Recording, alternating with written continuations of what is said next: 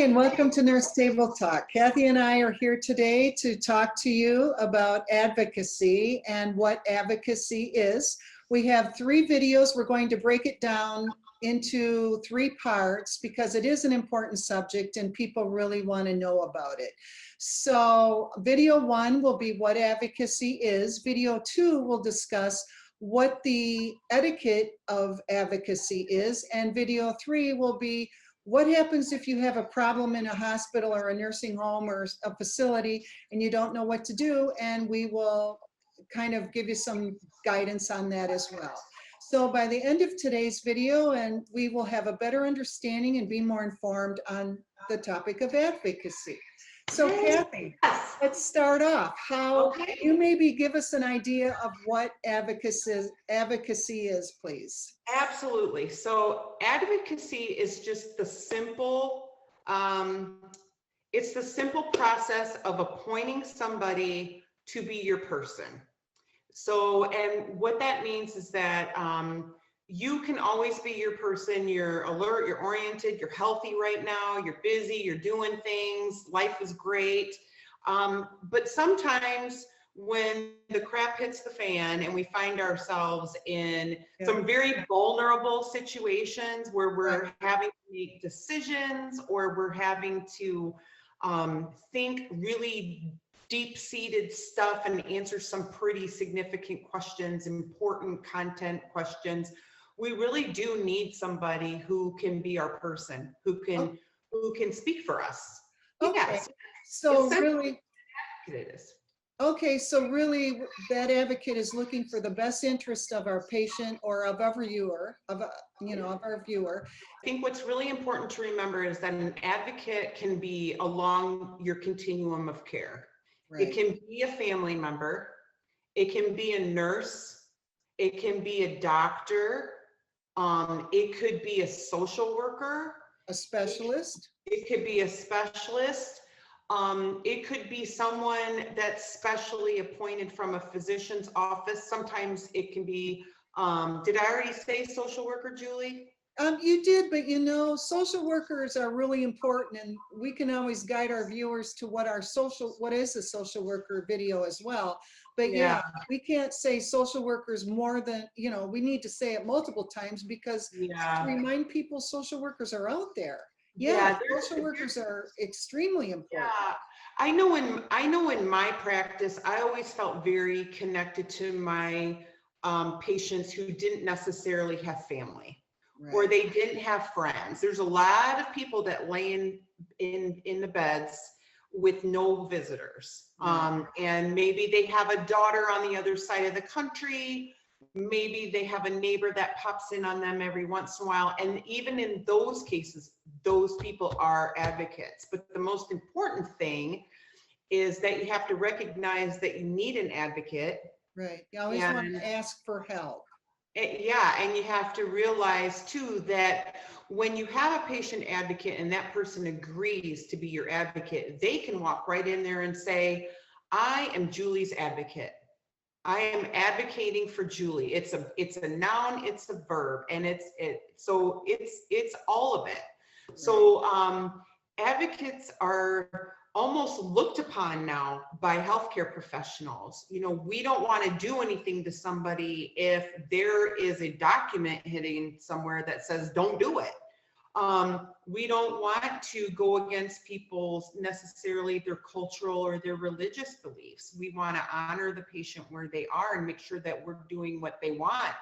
But if that patient isn't able to tell us, they need to have a person. And that's the role of an advocate. Right. They're speaking up on the behalf of the viewer, our viewers or patients, and Absolutely. They're speaking up, defending and pleading for the best interest of that person. I have a really good example. And when my mother was sick and she landed in the ICU, and she already had other comorbidities that were already sort of like to her detriment.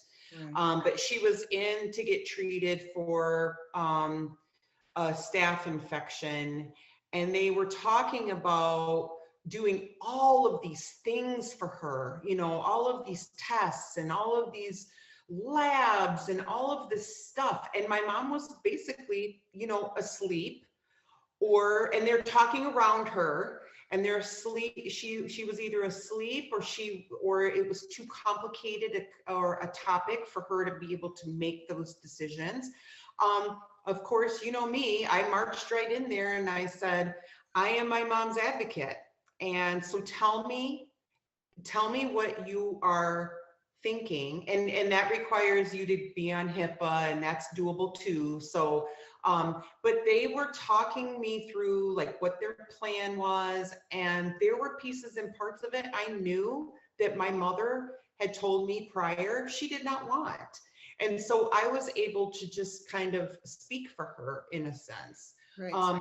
And then there was other avenues where I was able to make suggestions because I knew what she wanted. Like you know, we're not going to do what you want to do because that's not what she wants, but can we do this? Because this is actually where she, you know, would like to land as far as care goes.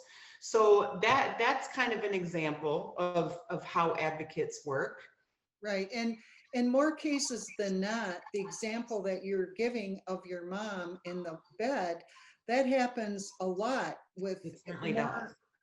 more frequently than people might realize. So Yeah. that's the importance of why we're even discussing this today, and bringing it to people's attention to be proactive and become your own advocate. And remember to ask if you do need assistance from, like the people Kathy mentioned, you know. Yeah, if you don't have somebody, if you don't have a person there, that does not mean that there's not a person out there for you. Right. There's actually advocacy agencies now, which, you know, I didn't even know existed, but they are there. So one of the things too that I think is really important is for people to remember, your advocate does not have to be with you. If you're comfortable getting yourself to the doctor's office, and if you're comfortable making your healthcare decisions, except for just that one thing that you're just not sure about, you take a minute, you ask to have your daughter called or your neighbor called or whoever you trust who acts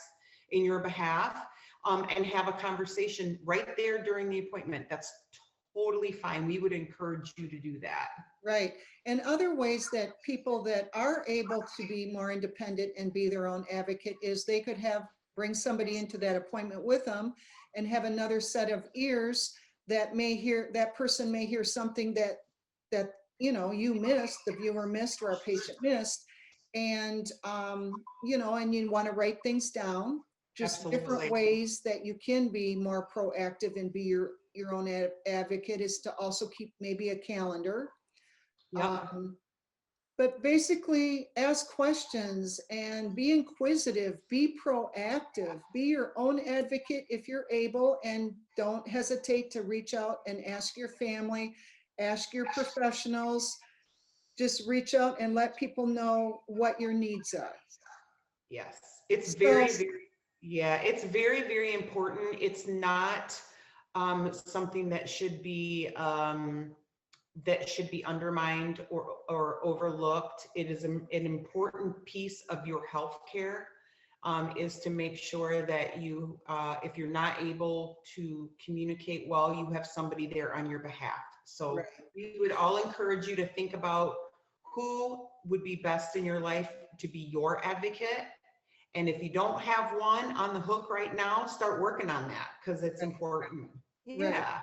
And they may ask, you know, remind your loved one or your doctor's office to put the loved one down, their name down on their charts, so that when that loved one calls for you on your behalf, that the doctor or nurse can talk to them. Absolutely. So that's really important too. And that's for all your doctors, dentists, specialists, anyone that you want, that your advocate or yourself, you know, I guess it would be your advocate to, you know, to talk to on your behalf if needed. Absolutely. So in summing it up, we'll look forward to seeing you on video number 2, which is going to talk about the etiquette of advocacy. So thanks for watching. Thanks, everybody. Bye now. Like the content you just watched? Hit the like button or hit subscribe here. If you want to be notified of any future videos, please ring that bell. If there's any topic you'd like to see discussed, leave us a comment in the comment section. Nurse Table Talk. Save time, save money, be informed. Thanks for watching.